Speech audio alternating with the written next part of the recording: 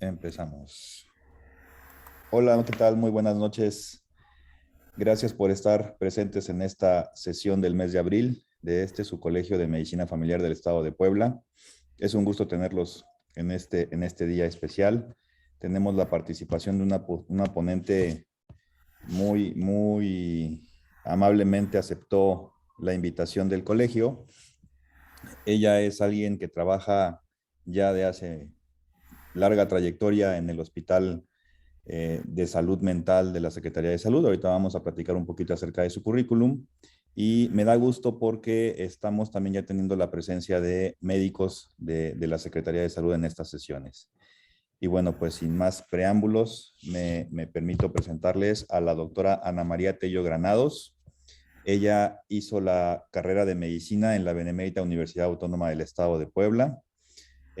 Su especialidad en psiquiatría infantil y de la adolescencia en el Hospital Psiquiátrico Infantil Dr. Juan N. Navarro, en la Ciudad de México.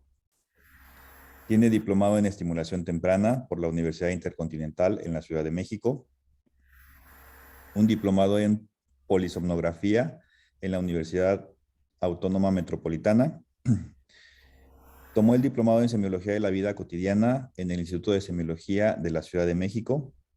Tiene diplomado en evaluación y tratamiento multidimensional de los trastornos del espectro autista por la Universidad Tecnológica Fidel Velázquez en el Estado de México.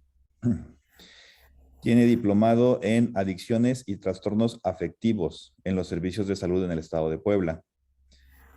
Es ex coordinadora del Servicio de Salud Mental de la Cruz Roja Delegación Puebla. Es perito en paidopsiquiatría.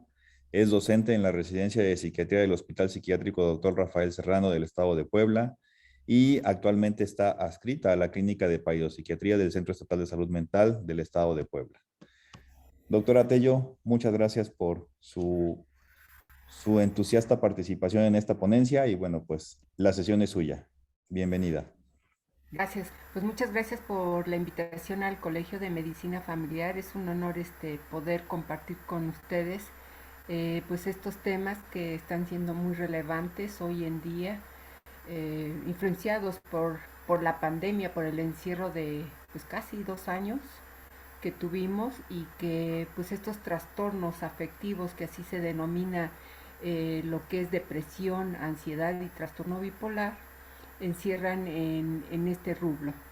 Bueno, vamos a empezar por hablar acerca de lo que es la salud mental. A ver, permítame, no sé qué sucede, que no puedo cambiar la diapositiva. A ver,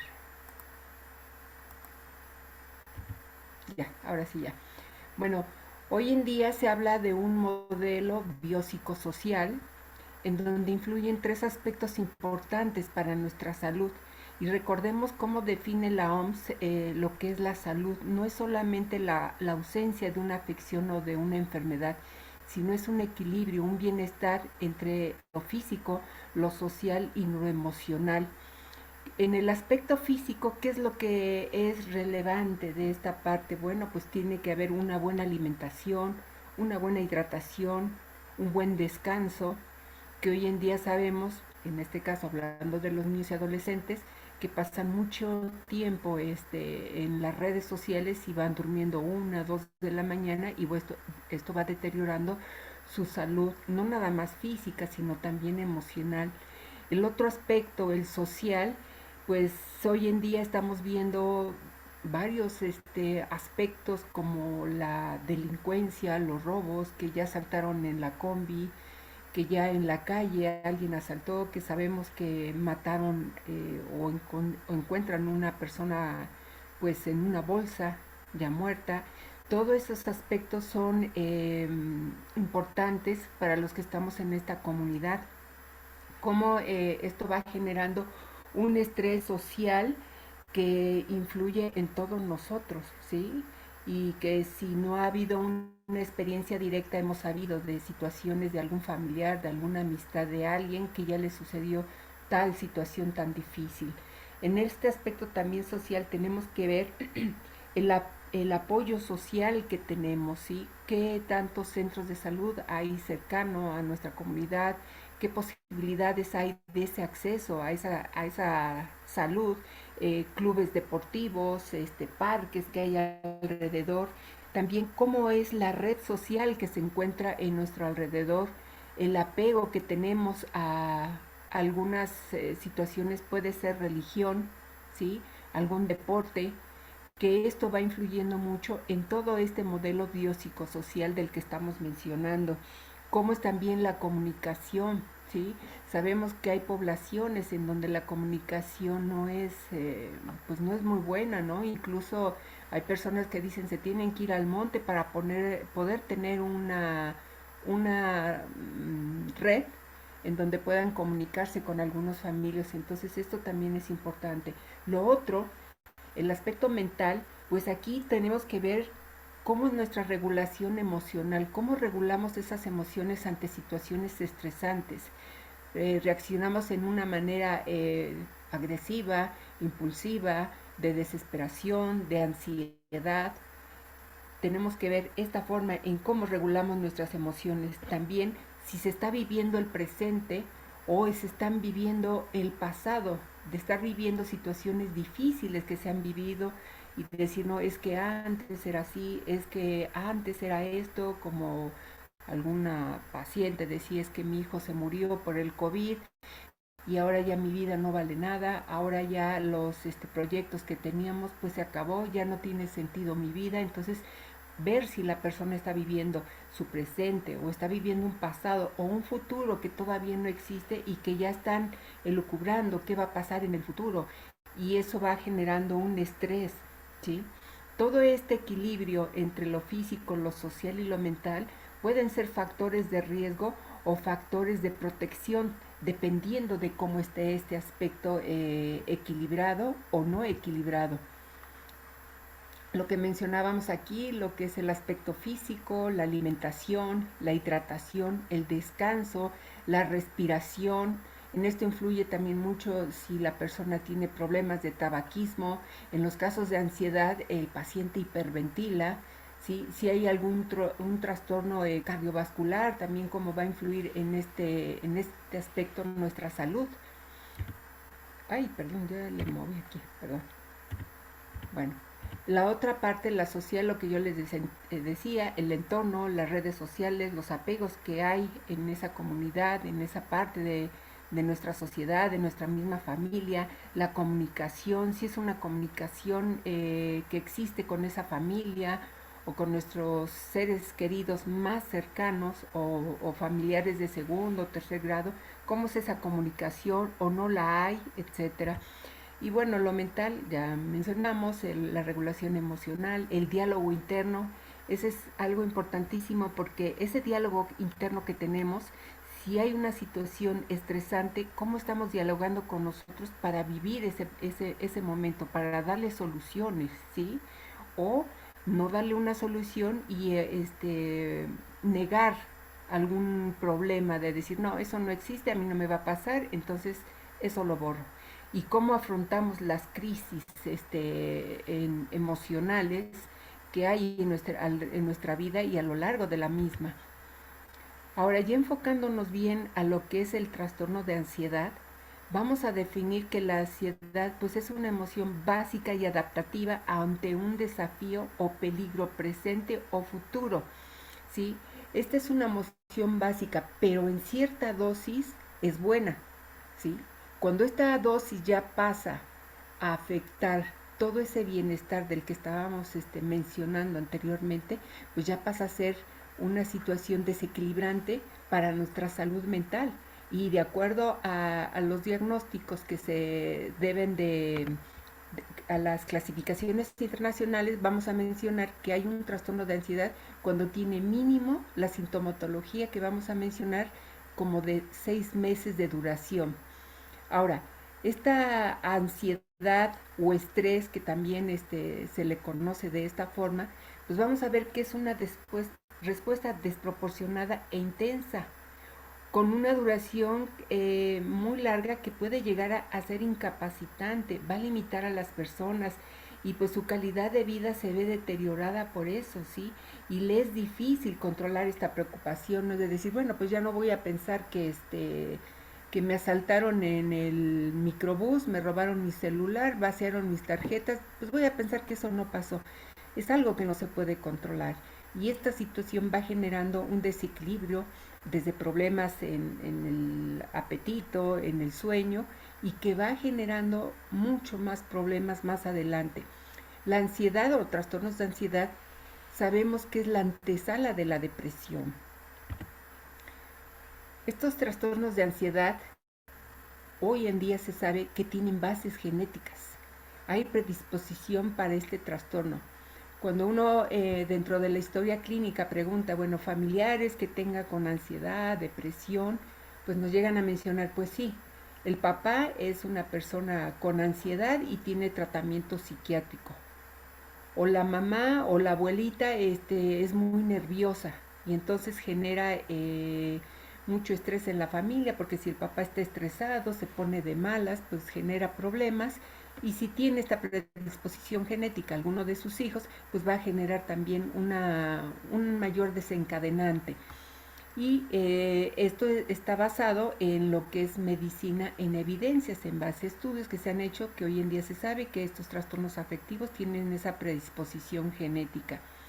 Y bueno, vamos a ver que también la ansiedad se asocia en la infancia y en la adolescencia con bajo rendimiento escolar, con aislamiento. También puede haber depresión, como yo les decía, la ansiedad es antesala de la depresión. Puede haber abuso de sustancias. Algunos pacientes dicen, pues es que con la marihuana me tranquilizo. Y entonces de esa manera ya no me siento tan mal de lo que estoy viviendo. También esta ansiedad se va a vincular con una mayor mortalidad debido a enfermedades cardiovasculares. ¿Qué se sabe hoy en día?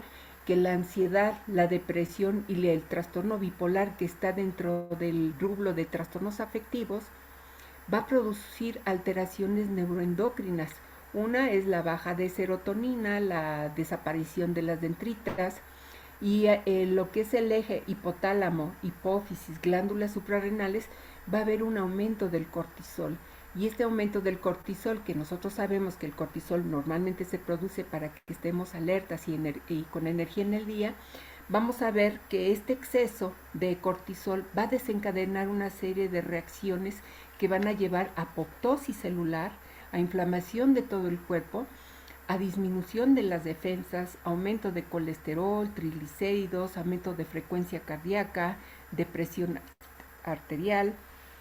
Va también a favorecer lo que es la osteoporosis, a despertar genes de enfermedades que se tienen como cáncer, llámese de diabetes, etcétera. Entonces, hoy en día se sabe que este problema de los trastornos afectivos se complica con otros problemas de enfermedades físicas y se puede llegar a la mortalidad. De hecho, se dice que para el 2030 los trastornos afectivos van a ocupar el segundo lugar en las enfermedades más discapacitantes de todas las enfermedades después de las cardiovasculares.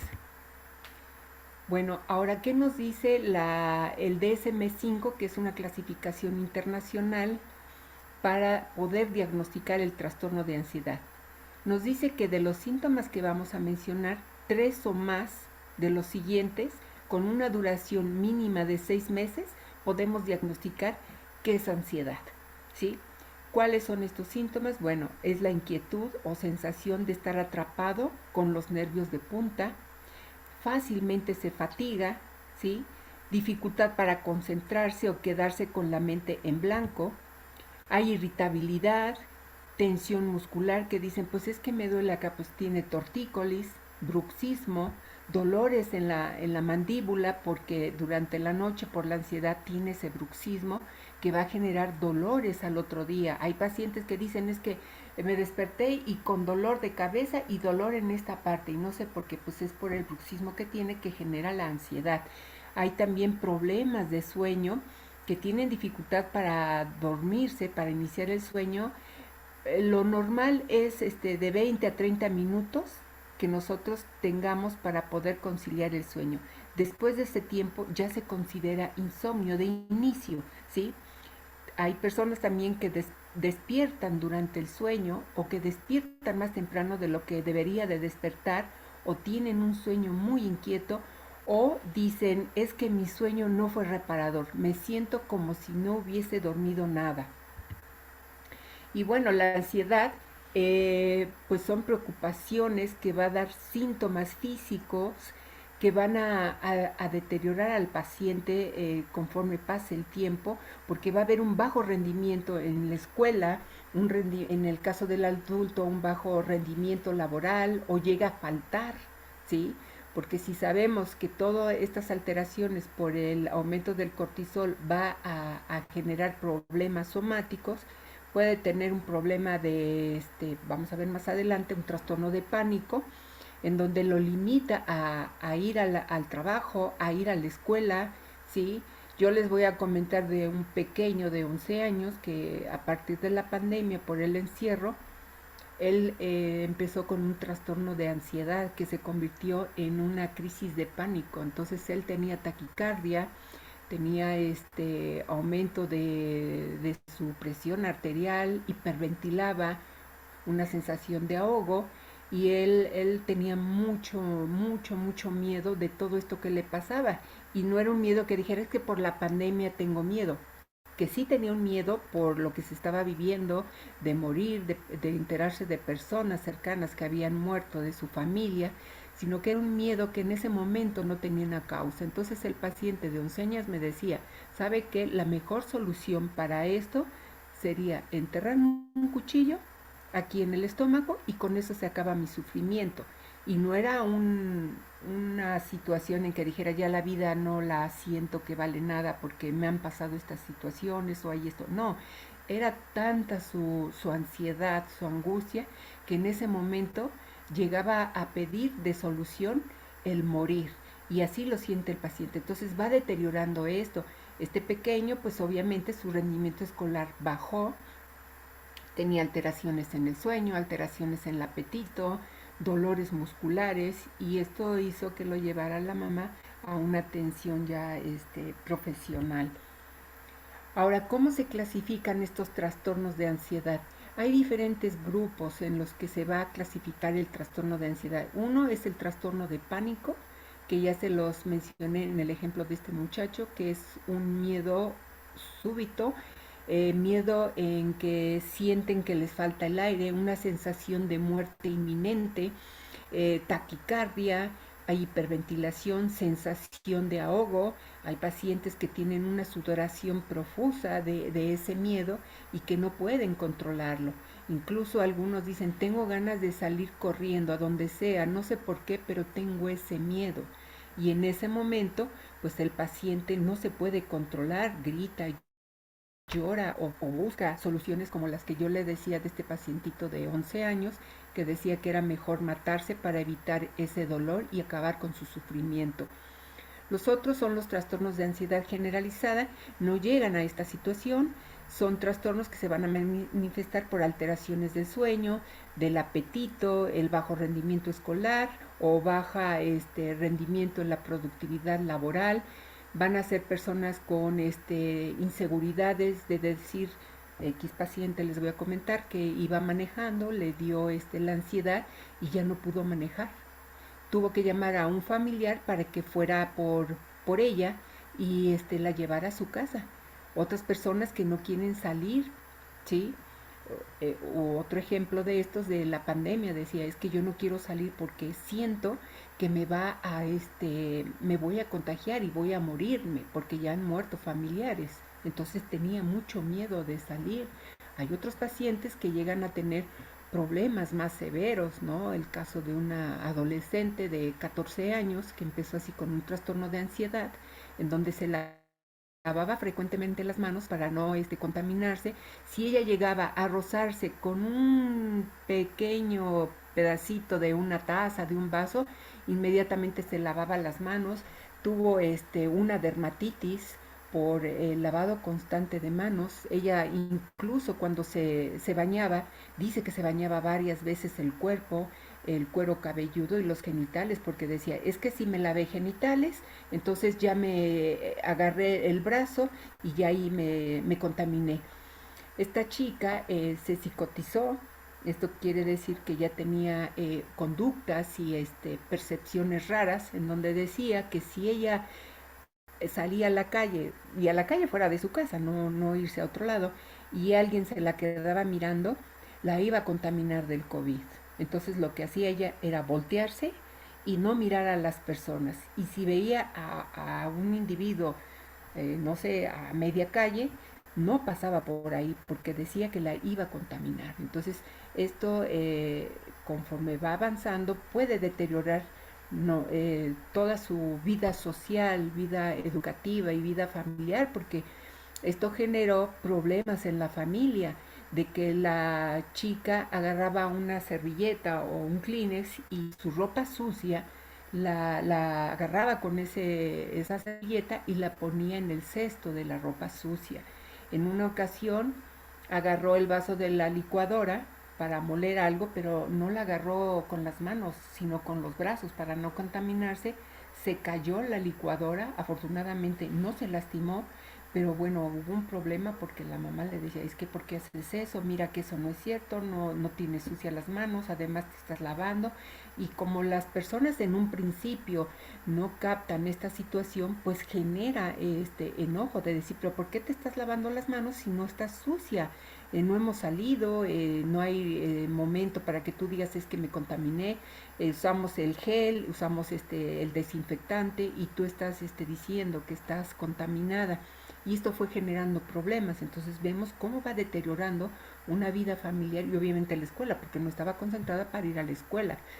Otros son los trastornos mixtos de ansiedad depresivos, que se combina ya trastornos de ansiedad con trastornos depresivos. Trastornos de ansiedad especificados como pueden ser miedo a las alturas, ¿sí? Miedo a los arácnidos, ¿sí? Miedo a los truenos de los relámpagos, que es cuando va a llover. Les voy a poner un ejemplo de un pequeño de 8 años, que cada vez que iba a llover, que se empezaba a nublar, empezaba con mucho miedo.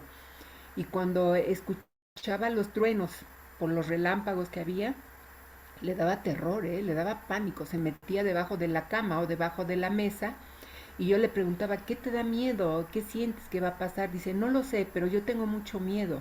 Y empezaba con taquicardia, ¿sí? Con hiperventilación, con sudoración en todo su cuerpo. En un principio los padres no entendían bien esta situación, pero posteriormente pues fueron viendo que era un trastorno. El padre tiene este trastorno y tiene tratamiento psiquiátrico. El otro son los trastornos de ansiedad que son, no es, acá hay un error, no especificados, que son personas que pueden tener miedo sin saber a qué. No es un miedo específico, pero manifiestan toda la sintomatología de ansiedad.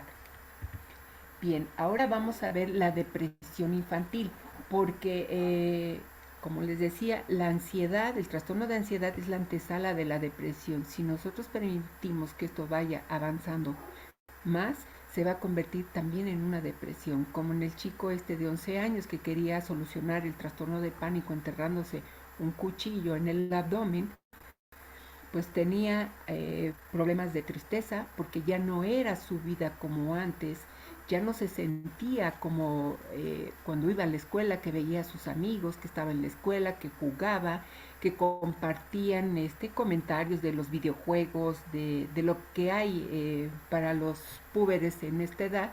Pues él ya no tenía ese contacto y entonces ¿qué hizo? Empezó con ansiedad, con un trastorno de ansiedad y después se convirtió en un trastorno de depresión.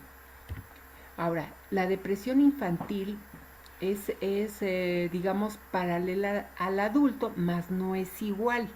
Es muy diferente la sintomatología de depresión en un adulto que en un niño.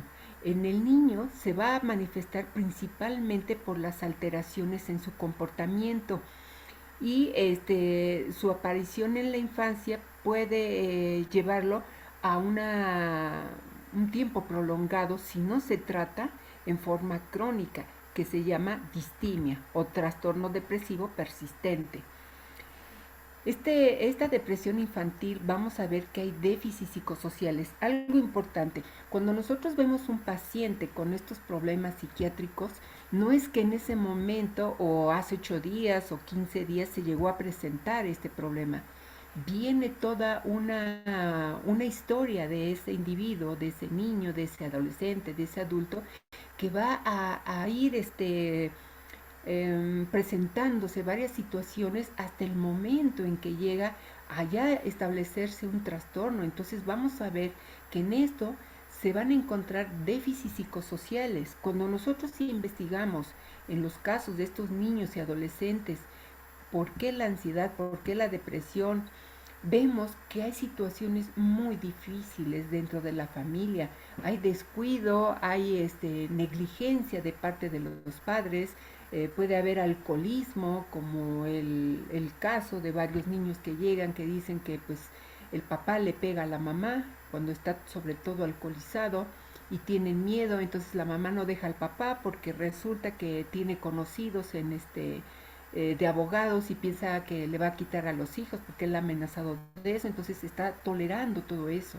Y eso, aunque el niño le digamos, es que mira, ya pasó, ya no va a suceder nada, yo ya estoy muy bien como mamá, pues resulta que no, que el niño sabe perfectamente cómo está viviendo esa situación la mamá, porque la percibe. Los niños son como esponjitas que te perciben cómo está su medio ambiente y sobre todo a sus padres. ¿Y qué va a generar esto? Pues van a tener un bajo rendimiento escolar. Un niño o un adolescente que tiene esa tristeza, pues no va a estar concentrado, no va a estar atento a las clases y va a estar preocupado con esta situación y va a tener un bajo rendimiento escolar. Y como algunos casos de adolescentes que dicen, pues es que yo me siento muy nervioso cada vez que veo a mi papá porque llega y tomado y golpea a mi mamá, pues eh, se, digamos, refugian en lo que es las drogas, una de ellas la marihuana, porque sí, efectivamente sí da un poco de tranquilidad, ¿sí? Y posteriormente, pues vienen otros problemas. Miren, yo vi un caso hace 2 días que de verdad es muy difícil, muy triste. Es un muchachito que llegó en el 2015, no recuerdo si tenía 6 7 años, con un trastorno por déficit de la atención con hiperactividad. El muchachito iba más o menos bien, a veces con problemas de conducta en la escuela, pero la mamá le daba cierta contención. Dejamos de verlo desde el 2016. La madre me busca hace como 15 días pidiéndome que le diera por favor una consulta, que no había llevado al niño porque estuvo en prisión y 2 años y que había salido. Ella me dice que por violencia familiar. Bueno, el asunto es que llega el pequeñillo y me dice que pues su mamá es una mentirosa. La madre menciona que es agresivo, que le entierra el tenedor, la ha ahorcado, que le ha pegado a la abuelita y el pequeño diciéndole, eres una mentirosa y haciéndole señas obscenas a la mamá. Y le decía, pero tú, a ver, di tú, que tú también te fumas el cristal con tus amigas. Tú di también la verdad, no nada más si digas eso. Entonces yo le pedí al niño, que estaba muy alterado, que saliera del consultorio, que me esperara en la sala y después iba a hablar con su mamá para que pudiéramos hablar. Y el chiquillo me dijo que no se iba a salir. Entonces yo le dije, bueno, pues voy a hablarle al vigilante para que salgas y después ya tú entres y podemos platicar. El muchachito se salió y me dijo, y no me voy a ir a la sala, me voy a ir aquí afuera. Bueno, el asunto que el muchachito ya después entró y me decía que era mentira, que él fumaba marihuana, como lo había dicho la mamá, y que si le agredía a la mamá es porque ella era maltratadora con el chico. El muchachito estuvo en un internado porque la mamá estuvo en prisión. Lo expulsaron al muchacho de 11 años porque tenía malas conductas. Eh, Le cortó el antebrazo a un compañerito con una navaja. y bueno, tenía conductas de desobediencia, de rebeldía, de oposicionismo, no respetaba autoridad y lo expulsaron. Entonces el chico no va a la escuela, se sale de la casa obviamente sin permiso, llega a 1, 2 de la mañana, sus amigos son mucho más grandes, consumen droga, ¿sí? El muchachito también mencionaba que él se defiende y que traía, bueno, en ese momento no nos dijo, pero que tiene una navaja con el cual él se defiende. Y bueno, otra de las cosas ya dentro de la alteración era las alucinaciones que tenía. Él ve que de los espejos salen caras que se quieren llevar a su mamá y él entra a otros mundos desconocidos. El chico cuando estaba mencionando todo esto, bueno, aparte de los problemas de conducta, pues las alucinaciones y con el antecedente de consumo de marihuana, pues eso nos hizo pensar que había un trastorno a consecuencia de las drogas. Cuando le dije, pensando que él no sabía, que le íbamos a hacer un examen de orina, me dijo, sí, es un antidoping, pero yo no he fumado, ¿eh? Yo te digo ahorita, yo no he fumado, lo que dice mi mamá es mentira.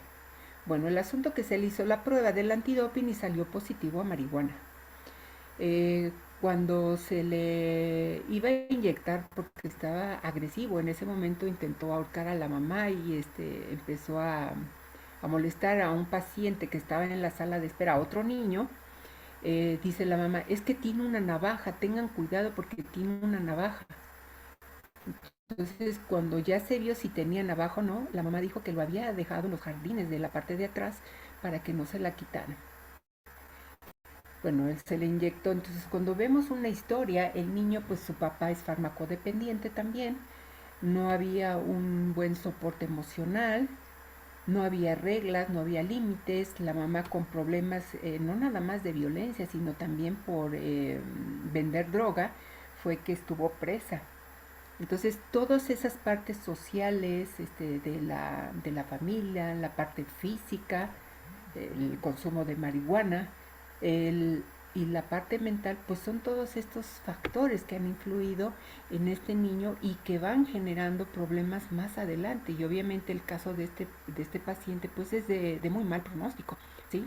Bueno, vamos a ver que en la adultez es muy frecuente que este trastorno continúe afectando en numerosas áreas de la vida y va a continuar a lo largo de la vida. Y bueno, ¿qué otros aspectos influyen también para la depresión? Pues otras enfermedades, como puede ser una enfermedad neurológica, como la epilepsia, ¿no? El temor de salir y que se le vaya a dar una crisis. Si le dio una crisis en la escuela, el estigma que tiene ese paciente por tener una epilepsia y que muchas veces las escuelas, los maestros dicen, no, es que no lo vamos a aceptar porque si les da una crisis, ¿qué vamos a hacer? Aunque estén controlados, ¿sí? Entonces es difícil. Y bueno, esto también que va a generar una depresión, pues son los problemas de aprendizaje que van afectando también la autoestima, ¿sí? El síndrome de inmunodeficiencia adquirida, que pues nos ha tocado ver a varios pacientitos que desde el nacimiento ya tienen este problema o que se enteran que la mamá tiene SIDA y pues eso va generando mucho una dinámica familiar difícil, ¿no? Porque el niño se da cuenta. Otro, el maltrato físico que también genera depresión o el abuso sexual. Hoy en día se sabe que este maltrato físico, abuso sexual, disminuye la densidad de la corteza cerebral. Les traje esta gráfica que salió hace poco donde nos dice que la mayoría de los individuos que se suicidan son de una edad de 15 a 29 años de edad, siendo el principal método de suicidio son pues los plaguicidas, luego el ahorcamiento y por arma blanca. Y quienes más se suicidan son los hombres. El ser un hombre es un factor de riesgo para el suicidio consumado. Y bueno, en el caso de la depresión, en los niños tiene una prevalencia de 3% y en los adolescentes el 6%. Vamos a ver que en niños y en niñas la depresión va a ser por igual, ¿sí? En el mismo porcentaje, a diferencia del adolescente, que en la adolescencia es más frecuente en la mujer que en el hombre. Y vamos a ver también que hay descendencia de padres deprimidos, ¿sí? Cuando un pacientito tiene antecedentes de padres o alguna familia con depresión, pues tiene una mayor probabilidad de tener un trastorno depresivo. Entre más cercana sea la relación con el familiar que tiene depresión, es mayor la probabilidad. Si es papá o mamá deprimido, el niño, el hijo, tiene mayor probabilidad de ser de tener un periodo, un trastorno depresivo. Ahora, estos trastornos depresivos que se van a iniciar en la infancia, pues están muy relacionados con adversidades familiares. ¿Sí? Como yo les decía, no es que presente la depresión en este momento porque a lo mejor terminó con el novio o le fue mal en la escuela. Hay toda una historia atrás de esta persona, de este individuo, que va generando estos problemas. Y bueno, los hijos de madres deprimidas en estudios que han hecho, pues han revelado altos niveles de depresión. Y bueno, como mencionábamos, existen componentes genéticos y bueno, también factores bioquímicos en donde estos pacientitos gravemente deprimidos van a manifestar una hipersecreción de cortisol, como ya lo habíamos mencionado. Y no nada más en los niños, también en los adultos. ¿Sí? Ahora, ¿qué factores ambientales también favorecen esto? Las pérdidas o el estrés. La pandemia fue, bueno, es una situación difícil que ha tenido que afrontar la humanidad, en donde se han visto pérdidas. Tenemos pacientes que se les murieron ambos padres, tíos, y que fueron muy traumáticas porque como sabemos, pacientes que estuvieron ya graves, pues no se permitía que los cuidaran ningún familiar y no tener ningún contacto. Entonces, hay esta situación de ansiedad, de depresión, porque dicen, es que ni siquiera vi a mi papá cuando murió, ni siquiera pude despedirme de él, y esto va generando también situaciones muy difíciles. Y bueno, sabemos que estos niños deprimidos que viven con padres deprimidos, sobre todo la madre si está deprimida, pues va a ser más este trastorno en el niño, porque quien está más tiempo con el niño pues es la madre. Bueno, ahora, ¿cómo es la depresión en el niño? No es igual que en el adulto, va a ser diferente sus manifestaciones. En el caso del adolescente, la depresión sí tiene síntomas ya muy parecidos al adulto, pero en el caso del niño es diferente. En el caso de lactantes y preescolares, vamos a ver que sus síntomas son psicosomáticos, básicamente. Y en el caso de los escolares, vamos a ver que estos estas manifestaciones de la depresión también van a ser psicosomáticas junto con otros problemas como por ejemplo la enuresis, la onicofagia, que es comerse las manos, manipulación de genitales. Muchas veces cuando ven a los niños masturbándose dicen, no, es que seguramente lo violaron. Puede haber ese factor de riesgo, pero la masturbación en el caso de los niños produce una tranquilidad. Otro son miedos nocturnos, que llegan a presentarse crisis de llanto y de gritos, que esto no es en un adulto, esto es manifestaciones en un preescolar.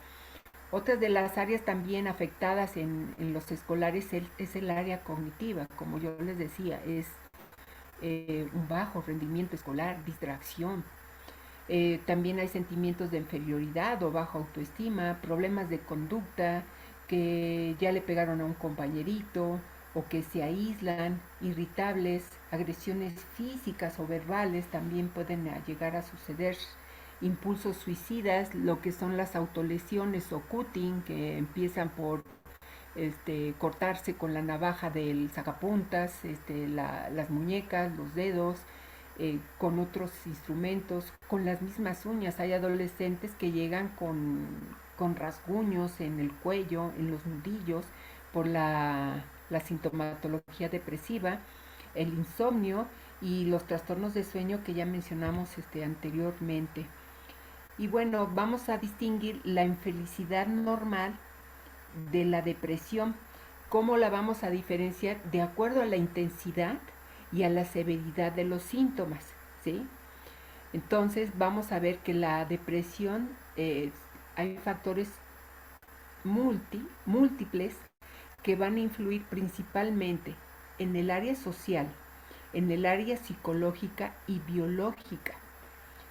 Cuando ustedes ven un niño que llega a su consultorio y está muy inquieto, dice, bueno, pues puede ser hiperactivo, pero si llega un pequeño que está todo quietecito, con sus brazos hacia adelante, con la mirada triste, mirando hacia abajo, que su lenguaje es bajo en tono y volumen, pues a cualquiera nos da a entender que ese niño tiene algo, ¿sí? Tiene algo y que tenemos que investigar cuál es el problema que llega a presentar este niño. Entonces, eso nos está hablando de una depresión, a diferencia de una tristeza normal, que si digamos un ejemplo, que si llegamos, no sé, a reprobar una materia, vamos a suponer, reprobó una materia y pues está triste porque dice, pues sí, reprobé, y cuando les preguntas, ¿y realmente estudiaste? Dice, pues no, la verdad no, no estudié por eso, pero pues estoy triste, me van a regañar mis papás. A diferencia de un cuadro depresivo, en donde esto no es de un día, esto ya tiene varios días y que ha afectado apetito, sueño, relaciones interpersonales, rendimiento escolar, ¿sí? Y bueno, aquí lo que mencionamos hace un momento, que en el caso de los niños la relación hombre-mujer va a ser de un niño, una niña se deprime también. Y en el caso de los adolescentes, vamos a ver que es más frecuente en mujeres, de dos mujeres que llegan a deprimirse adolescentes, un hombre adolescente llega a deprimirse. Ahora, en el caso de niños y adolescentes, ¿cómo vamos a basar nuestro diagnóstico? Vamos a basarlo en la información que nos den los padres, ¿sí? Y en cómo vamos a entrevistar a ese niño y qué nos va a decir de eso que está sucediendo en su vida.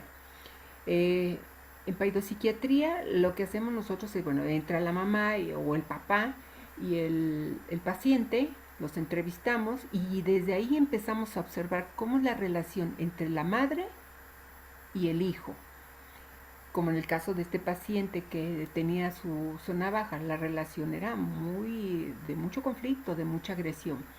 Pero hay pacientes que su relación con los padres es totalmente diferente, inhibida, ¿sí?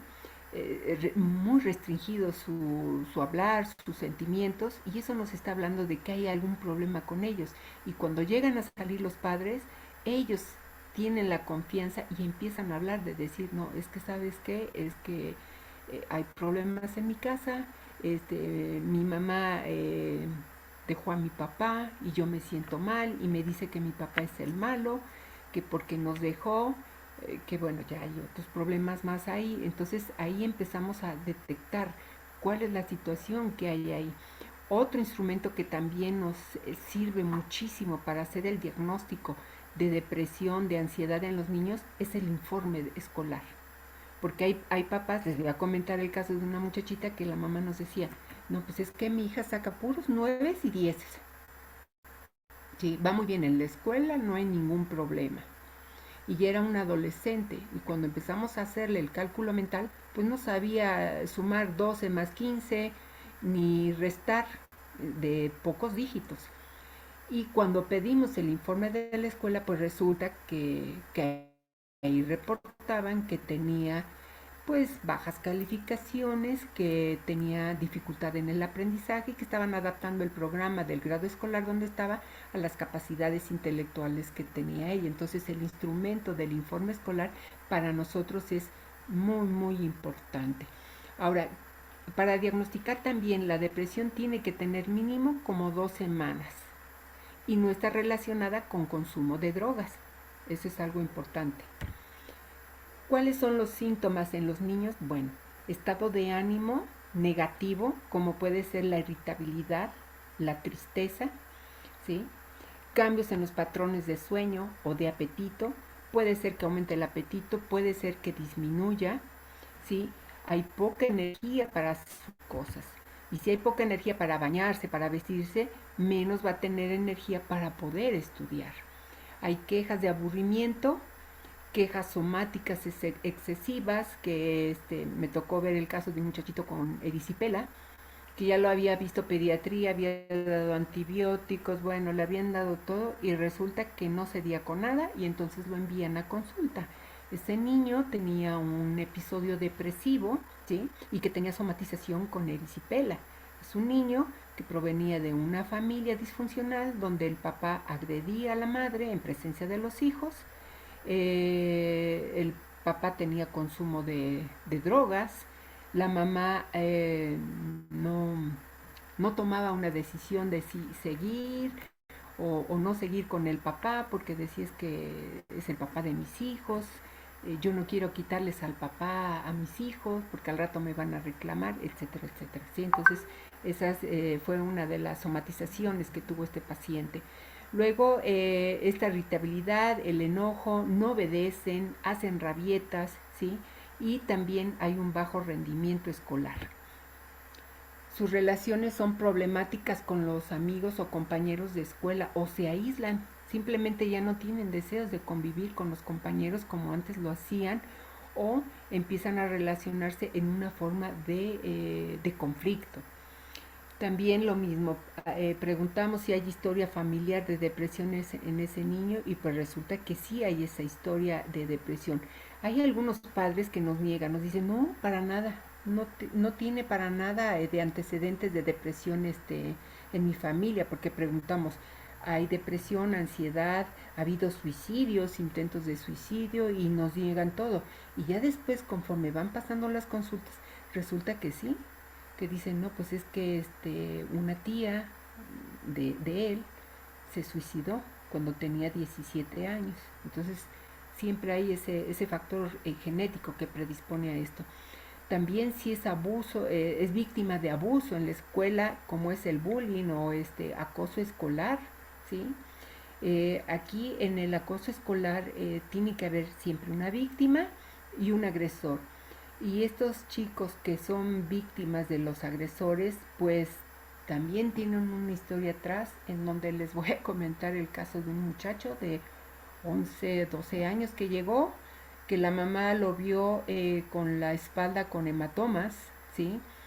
Por golpes de sus compañeros, pero ya tenía un año que lo estaban golpeando y que lo estaban maltratando. Él no le decía nada a la maestra, tampoco a la mamá, porque lo habían amenazado al chico de que si decía algo le iba a ir peor. Cuando la madre descubre esto, pues lo lleva allá, se le empezó a tratar, tenía pues una depresión acerca del acoso escolar y la mamá decide cambiarlo de escuela. Lo cambia a una nueva escuela en donde no había ningún compañero de la escuela anterior y resulta que vuelve a sufrir el mismo acoso escolar. Maltratarlo, golpearlo, devaluarlo, descalificarlo, humillarlo, etcétera, etcétera. ¿Sí? Entonces dice, bueno, ¿qué sucede ahí? Porque en esta escuela donde tampoco había un niño de la otra que dijera, ah, pues él se deja, volvió a suceder lo mismo. Y yo le hice la observación a mi paciente de decirle, mira, tu actitud es de miedo, ve cómo estás sentado, ve cómo tienes tus manos metidas entre tus piernas, cómo miras con miedo, con temor, cómo hablas con ese temor. Y entonces el agresor reconoce a la víctima y sabe que tú no te vas a defender y entonces se van sobre de ti. A diferencia de otra paciente que les voy a comentar, que entró a un bachiller nuevo y estaba lavándose las manos y entró un grupo de muchachas y una de ellas la empuja y se voltea la que es mi paciente. Ella no estaba por depresión, ahí era otro problema. Se voltea y le dice, ¿qué? ¿Quieres bronca? Órale, de una vez ahorita. Entonces, la actitud de esta chica era muy diferente a la del otro paciente. Entonces, tienen una historia familiar para que un niño esté de esa forma, tiene que haber antecedentes mucho más atrás que han determinado que su conducta, que sus problemas lo hayan llevado a un trastorno depresivo, ¿sí? Bueno, ¿qué se han encontrado en los casos de depresión? Pues bueno, se han encontrado que tanto en la tristeza normal como en la patológica se produce una activación del sistema límbico, ¿sí? Y una desactivación cortical. Y estos aspectos se han observado en tomografías por emisión de positrones, pero todavía no hay nada que diga, bueno, ya se encontró esta alteración y sabemos que esta alteración va a determinar que exista una depresión. Todavía no se ha encontrado nada. Son hallazgos, pero todavía no hay algo con certeza 100%. Ahora, ¿cuáles son las secuelas importantes en el desarrollo de estos problemas? Pues, sociales, como lo mencionábamos, emocionales, cognitivos, interpersonales y el vínculo con el padre y el hijo. ¿Sí? ¿Cuáles son las secuelas más devastadoras de esta depresión? Pues empiezan por autolesiones, que son cortarse, lo que es el cutting, ¿sí? Vienen ya después lo que es el no querer vivir. La depresión tiene una historia, como todas las enfermedades. Su antesala es la ansiedad. Viene ya en sintomatología de depresión. Esto no es en días como en un proceso infeccioso. Esto es con los meses, con los años. Entonces va a presentarse el trastorno depresivo. Después viene lo que se llama, las autolesiones y lo que es la rumiación suicida, de decir, ya no quiero vivir, sería mejor morirme, estaría mejor mi familia si yo muriera. Y viene ya una planeación de lo que es suicidarse. ¿Cómo me voy a suicidar? ¿Con qué método? ¿En qué circunstancias? Y quería, por ejemplo, una paciente que vimos hace poco, que tuvo un intento de suicidio anterior a la consulta con nosotros, ella había planeado que este 13 de mayo se iba a suicidar. Al preguntarle por qué el 13 de mayo, porque dijo que ese es el número de la mala suerte, que por eso se iba a suicidar, que lo iba a hacer con insecticida y en la noche cuando nadie se diera cuenta que ella iba a quitarse la vida. Obviamente esta paciente se mandó a hospitalizar a México porque corre mucho riesgo su vida. Teniendo un primer intento de suicidio, lo más seguro que en los 2 próximos años pueda llegar a un suicidio consumado.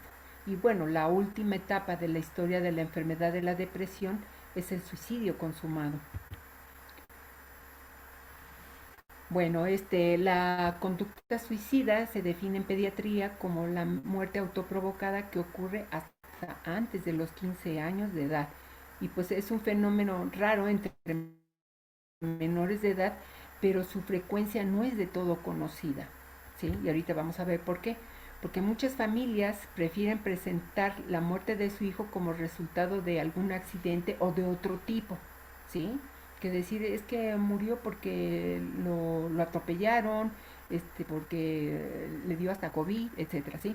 Para evitar un estigma social con el suicidio. Y pacientes que llegan a suicidarse generan una cruda moral para toda la vida en la familia. Fíjense, hay pacientitos que tienen 7, 8 años que no supieron, bueno, no es que no supieran, no vieron cuando se suicidó un hermano, un adolescente, pero dejó esa huella, ¿sí? Porque el muchachito todavía ni había nacido, dejó esa huella en la familia que la fueron repitiendo y entonces el niño estaba triste y ya estaba deprimido porque su hermano se había suicidado y era algo que se manejaba mucho en la familia porque ese tipo de situaciones tan traumáticas pues no se quita. Y bueno, vamos a ver que las ideas de muerte, la ideación suicida, los intentos de suicidio y suicidio consumado pueden manifestarse en la edad pediátrica desde antes del inicio de la pubertad. El paciente más pequeñito que he visto con intentos de suicidio fue a los 8 años. Llegó a un hospital de sangre, que se le llama así, y le hicieron traqueostomía, estuvo muy grave. Salió, lo hospitalizaron en el psiquiátrico, eso fue allá en México, y cuando en un descuido enfermería no se dio cuenta, este muchachito se salió, no sé cómo subió la barda del hospital y se arrojó desde la barda a la calle. No se murió, tuvo fracturas, pero era un chico con una depresión pues severa, ¿sí? Bueno, seguimos. ¿cuál es el tratamiento para este tipo de pacientes? Los trastornos de ansiedad y los trastornos depresivos se manejan con antidepresivos, porque el antidepresivo tiene esas dos funciones, ansiolítico y antidepresivo. Entonces el tratamiento es farmacológico con antidepresivos, con terapia familiar, porque como les mencionaba, hay una historia atrás que viene con problemas de la familia. En el caso de los chicos y los adolescentes, pues es terapia de juego o psicoterapia individual. Y lo que es la psicoeducación, informando a los padres qué hay atrás de este paciente, qué es lo que está pasando, hacer empatía. Y hacer empatía es la capacidad de sentir qué está teniendo ese individuo que está sufriendo y cómo lo vamos a ayudar. Entonces hay que hacer empatía, informarles en qué es el trastorno, cómo se va a tratar y cómo se va a ayudar también a esa familia con ese problema. ¿Qué medicamentos se utilizan para la depresión y para la ansiedad de niños? Hay 3 medicamentos autorizados que son la fluoxetina, la sertralina y el citalopram. En el caso de fluoxetina, pues bueno, vamos a manejar de 20 hasta 60 miligramos por día.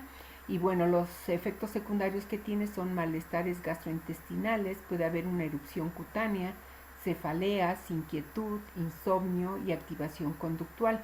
Estas manifestaciones generalmente se presentan 2 semanas, pero después desaparecen. Por ejemplo, en caso de cefalea, pues yo les sugiero que le den un paracetamol, ¿sí? El otro es sertralina, que se maneja de 50 hasta 200 miligramos por día.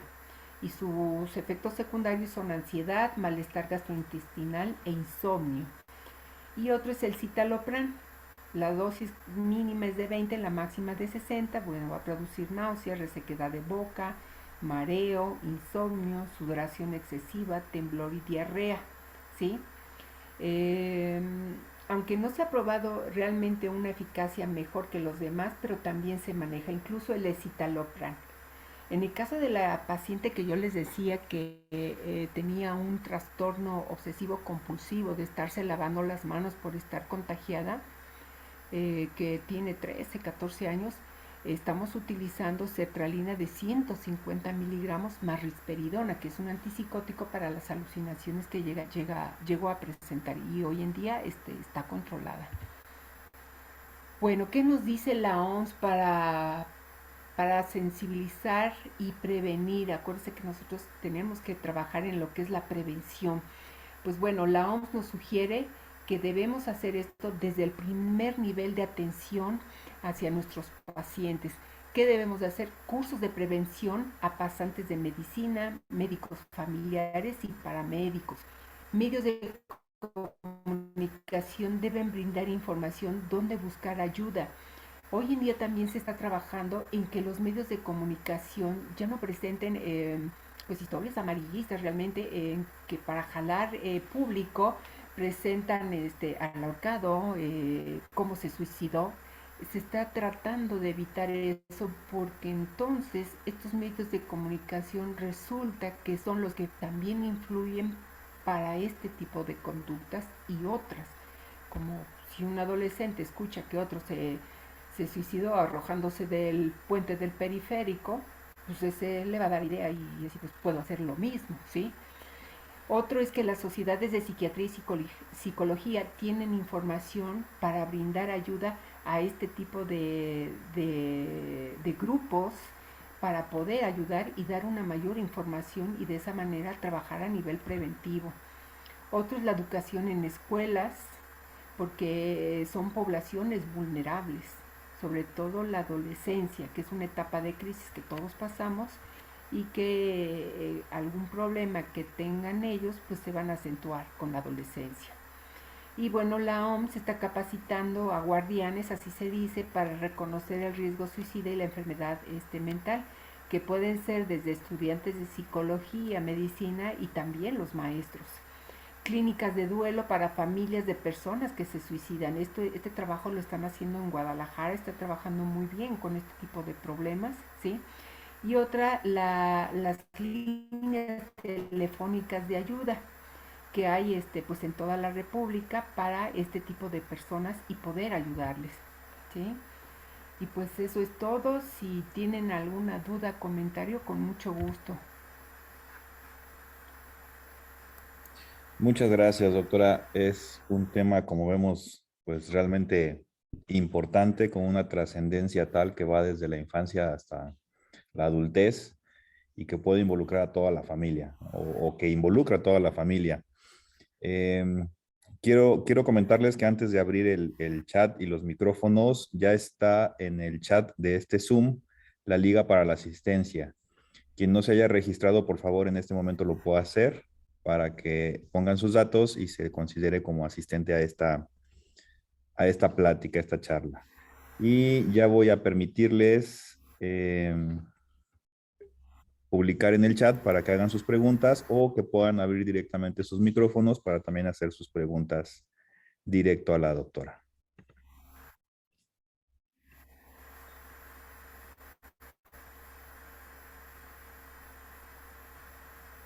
Listo, habilitado el chat y micrófonos abiertos. Bueno, ya pueden abrir sus micrófonos quien lo guste.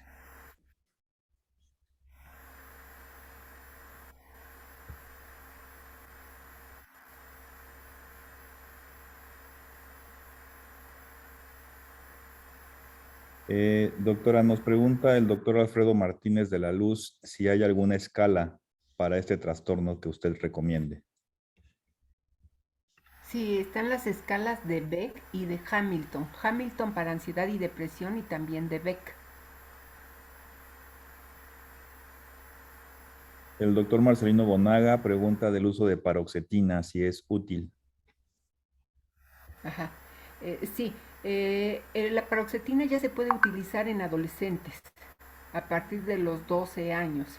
Sí, también se puede utilizar este medicamento, se usa sobre todo en fobias escolares, pero los de primera elección son desde fluoxetina y sertralina, que están aprobados en niños de 6 años en adelante.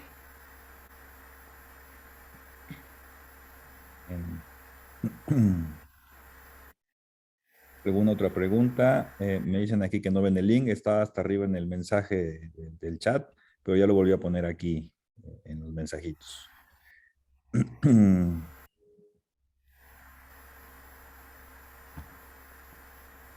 Pues, Buenas noches, doctor. adelante, buenas noches. Sandra Mis Flores para servirles.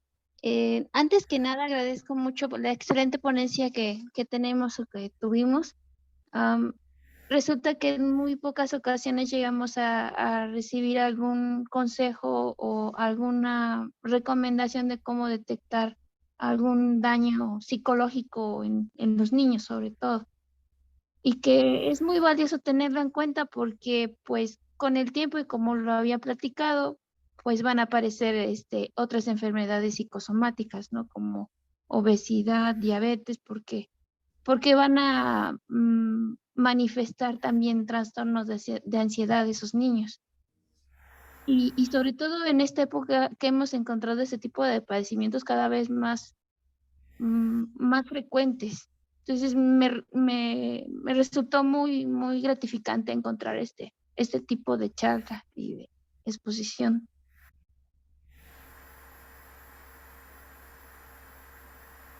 Muchas gracias, Miss Flores, por su comentario y bueno, pues estamos María adelante. López Santos.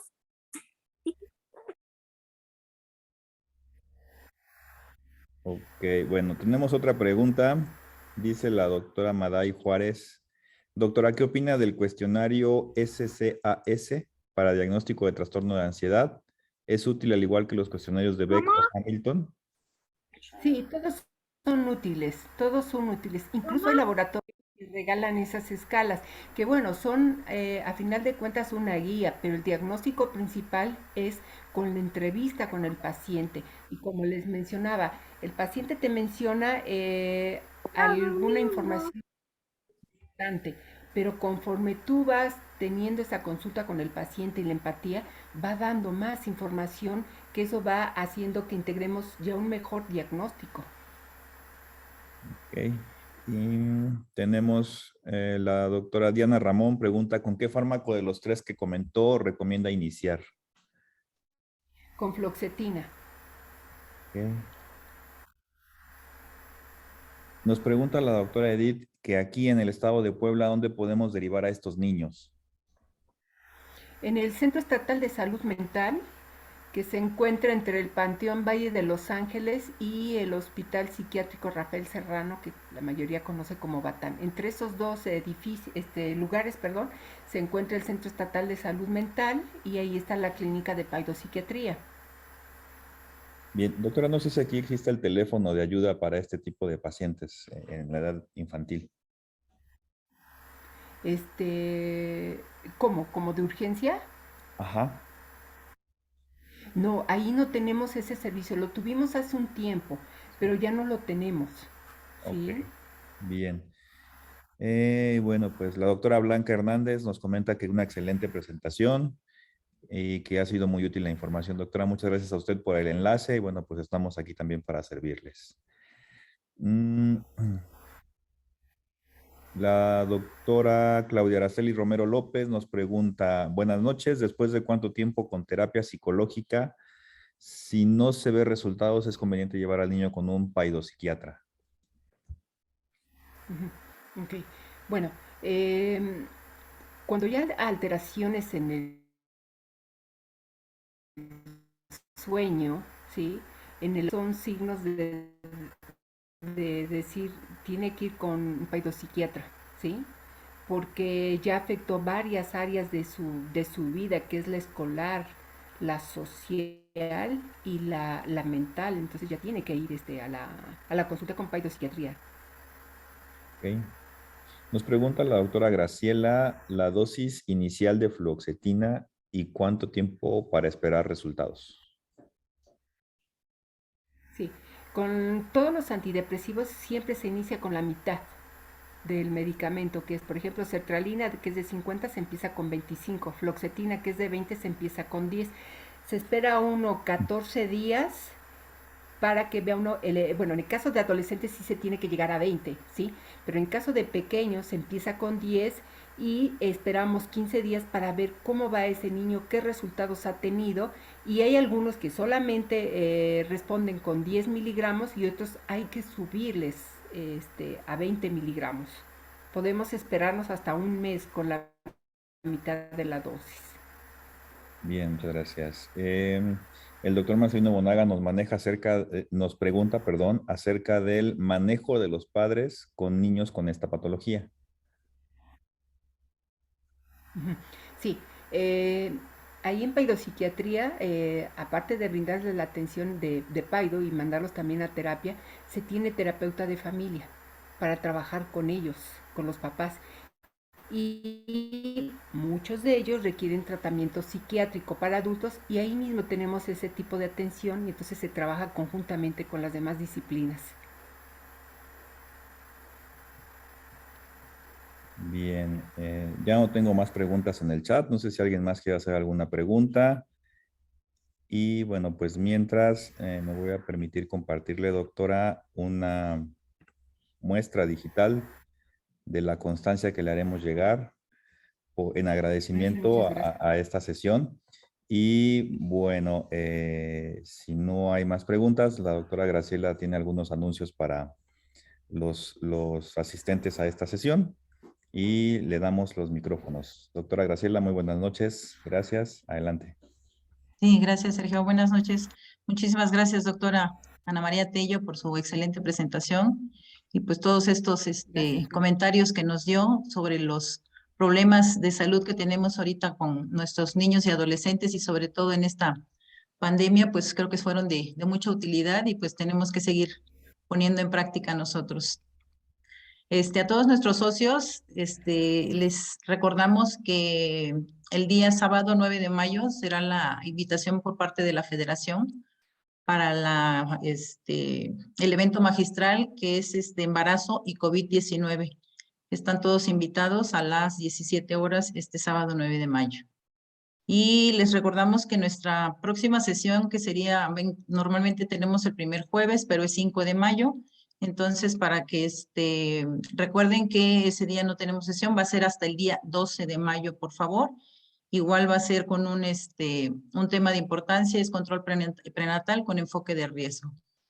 Y pues muchísimas gracias a todos. Les agradecemos a todos los que participaron en nuestro curso de cardiología, su interés y su participación. Se recibió el día de ayer sus exámenes. Se van a promediar ahorita con la asistencia del 80% y aproximadamente en unos 15 días se les será enviada su constancia, obviamente a los que aprobaron. Muchísimas gracias, doctora. Gracias a todos los participantes y asistentes que estuvieron acompañándonos en esta sesión y pues los esperamos en nuestra próxima sesión.